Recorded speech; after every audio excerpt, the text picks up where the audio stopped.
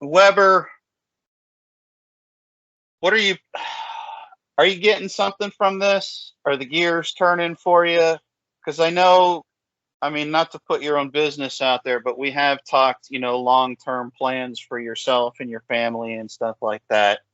I don't mean to give out specifics, but I know that day for you, uh, is coming just like it is for everybody else. Are there any things in particular about identity that are standing out to you that maybe feel like oh, I didn't think about that, or anything? Yeah, I was kind of thinking about, I guess, myself and where I can relate, and the word, crisis, and sometimes people feel like they're in a crisis, and even though they're not, because they might be at that place where they're identifying with someone that is, I am anxious, versus I feel anxious, and that could lead you to having a crisis, and that I can relate to a lot. Wearing all those different hats that Billy was talking about, I can definitely identify with that as well. And when we finish up here, I'm going to go and we're going to carve some pumpkins. My son, he's only 6 months old, but we got one pumpkin carved. We painted a pumpkin, and I got a whole pile of other pumpkins because, we tend to overdo things. So we went to get a couple pumpkins at the pumpkin store, and we filled up the whole damn trunk. So then now we're painting pumpkins, we're carving pumpkins, we're stacking pumpkins, and it's all fun. It's great. And as far as identity goes, that, doing that makes me a father. So I'm filling the father role there, but it also makes me a husband. It doesn't make me. I am a husband. I want to do those things. I don't have to do those things. Like, I don't ever want to say, guys, I gotta go play dad for a while. What I want to identify it as is, like Billy was saying, I get to go take my daughter here after I'm done here. I don't have to do that. Like, it's definitely my responsibility. It's expected of me. It's one of my social roles in society. I'm a father. So as a father, I'm expected to go take my daughter here. But identity-wise, like, I want to go carve those pumpkins with my family. That's going to be an awesome time. It's going to be fun. So I think with identity, that one of the things was, static and dynamic. I don't think any of us here have a static identity based on the conversation. Bill Hot Lips Eaton, you've got 4 different roles in your job, and that's not including your personal life. You're probably a great friend to a lot of people, a husband, a father. Gerbo, you're a great friend of a ton of people I know, and you're definitely huge into volunteering, and I know some of the programs that you're part of. So identity can be, what I'm hearing is that, I have to do this. This is my role. This is my job. Being in the military, our identity could be, I have to do this. I'm a leader. I have to make sure that these things get done, and that's part of me fulfilling my identity. But there's also the other part too, where it's like, I identify as, for example, Gerbo, I want to be a lifelong learner. So you're probably curious. I'm a curious person. That makes you a good learner because you want to be. I identify as those things. And I think it might be really important if you're looking at a transition into the future, whereas you spend time in the military, Billy, for you, probably decades almost at this point, you're doing what you're saying is, I have to do this. What does someone need me to do? And I see that in my dad a lot. He puts aside everything to do what someone else needs him to do, and I'm constantly trying to encourage him to go and do something that you want to do. I'm like, you don't have to do that shit. Well, I got to do it because this, that, and the other.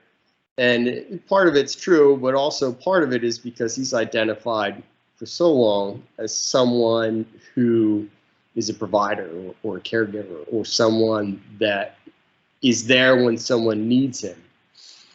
And when we're talking about service, a lot of the things that we identify is some of it's out of necessity, right? But when I think about my future, what do I want to be when I transition out of the military? I think about, I want to be available.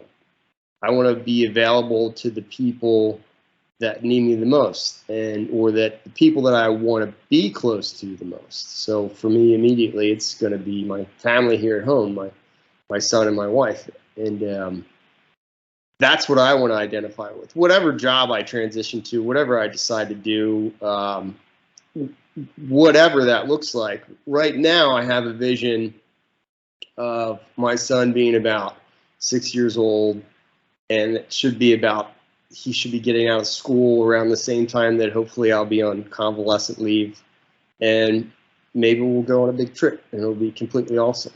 And what is being availability? I want to identify as a father that can be available to his son when he needs it. Well, what does that look like to me? Well, I don't know right now, but just like Jerbo was talking about, I want to be a lifelong learner. Well, you just take steps that learn something here, learn something there, learn something here. So right now, I'm looking at my financial stability for the future. I want to be someone who's financially stable so that I don't have to continue to work, excessively, so that I can be available. I don't want my son to be around like, when's dad coming home?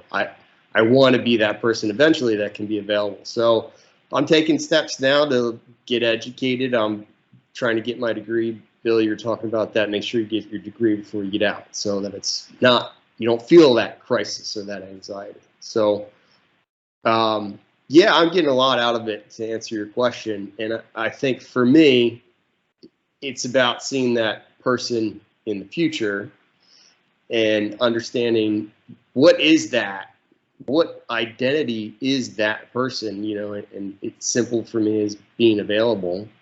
What small steps do I need to take to get there?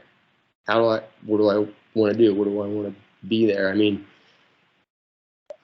it's a journey, obviously, and I think that vision is what's important for me.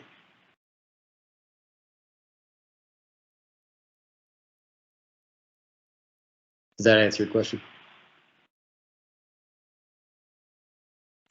I think that's something we learn in the military. People ask us questions all the time, and then we rant for 5-10 minutes, and then you have to say, did that answer your question? Because it might not have answered the question at all. No, that was great, Weber. You don't say a lot, but that's why I throw grenades at you and Brad especially, because when you do say something, you make it count. And those perspectives are really important because, again, it's an idea of communicating back and forth over the bridge of active duty or whatever in a beneficial light. And so the last thing I want is to come across as this old dude that keeps saying the same shit over and over and over again, like Uncle Rico we were talking about, but actually using those experiences, that rapport, and that those lessons learned to pay it forward. And so hearing that from that side really helps me personally. So thank you. Yeah, Jerbo. I have something else I can add as well, if that's all right. I know there's a couple hands up. As far as identity goes, Bye, Billy. Love you, buddy. Have a great day. Well. Love you, buddy. Thanks for joining us, Billy. Thanks. When we're speaking about identity, a lot of times it's, well, who do I think I am? What do I want to be? How do I get there? I think in some ways, for me, I think about this.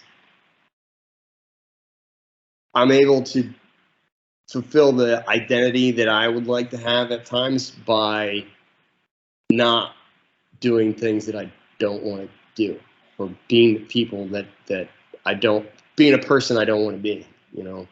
I don't want to be someone who doesn't, who gets a phone call at 2 a.m. from a friend that needs help, and then I'm like, oh, puts my phone down. I don't want to be this, or at the shop a lot of times. I'll see people doing work or whatever, and if I'm doing some stupid admin crap or whatever, I'll put it down and I'll go over to help. And sometimes people will say this to me. They'll say, well, you don't have to do this. I know you're busy or whatever. And I'll say, it's important for me to be part of the team because I want to identify as part of the team. But part of that is just not letting that, opportunity to get in there and work with those people. I don't want to be this, therefore I do these things. I don't want to be someone who is broken and out of shape by the time I retire, so I'm not available, to my son will be 6, 7 years old. I want to run around, throw him on my shoulders, chuck him in the pool, do all that fun stuff. So I have to maintain my fitness now. I don't want to be someone who is limping along out on the range because he's hurt. So I'm focusing on those different things. It doesn't necessarily mean that I want to be a bodybuilder, a complete savage, because I don't want to not be someone that's dependent in that way. So I look at those things sometimes, like what don't I want to be, and that sometimes will drive my decisions to do this or that.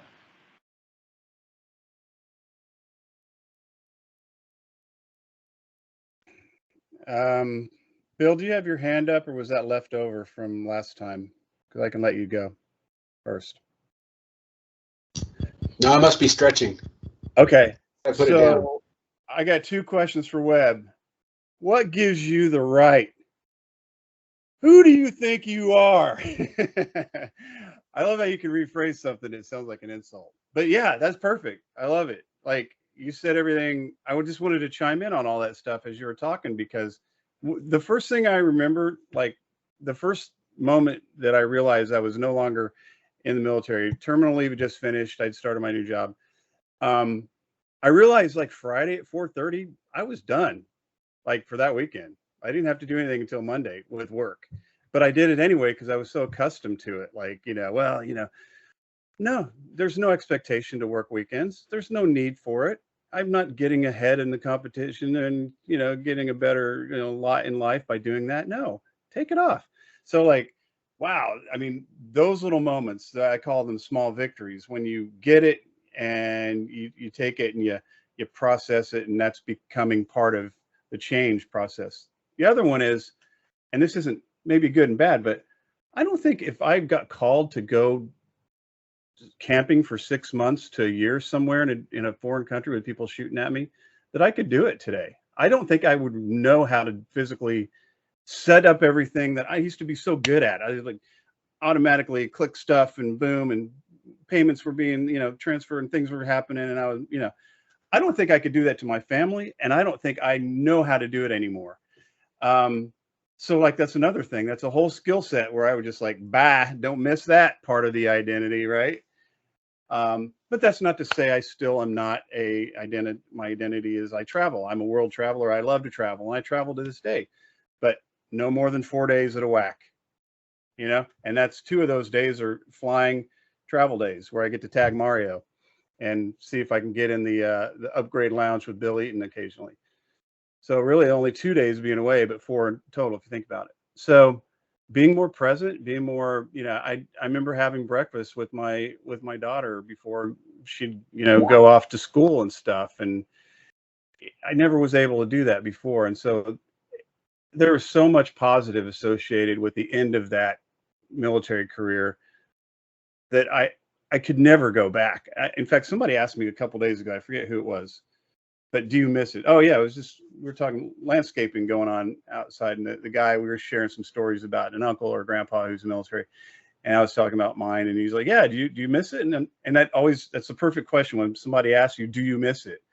And my go-to answer all the time is, I don't miss the part of, wearing a uniform and being in that role and traveling and carrying weapons and stuff like that. That's not something I sit up at night going, man, Boy, that was so cool. Being able to walk through the airport all wearing OCPs with my long Pelican. People knew, I don't think like that. I remember, the great assignments, the food, the culture, the beaches, the friends, and I can still hang on to some of those. Maybe I'm not in that country anymore, but people I met there, I've still connected to. One of my buddies in the RAF, we're still pals and we keep in touch. One of my buddies in Okinawa and the jazz staff, we're still pals, and keep in touch. And so, I mean, I don't have to miss anything because I am someone who likes to be connected and have friends, and that's part of the identity that lasted. So all the good things, I take all the good things, and you can keep your CBTs and reflective belts and goofy foam hats, all that stuff. It's just fun to think about how we were back then, and and then you go back to the 80s and the stuff we were dealing with then, and it was all about change and transition. So I got very good at embracing change, being always having to reinvent, whether it was the career field or how I fit into it. It was really exciting. And those are still things that I do in corporate practice and stuff too, right?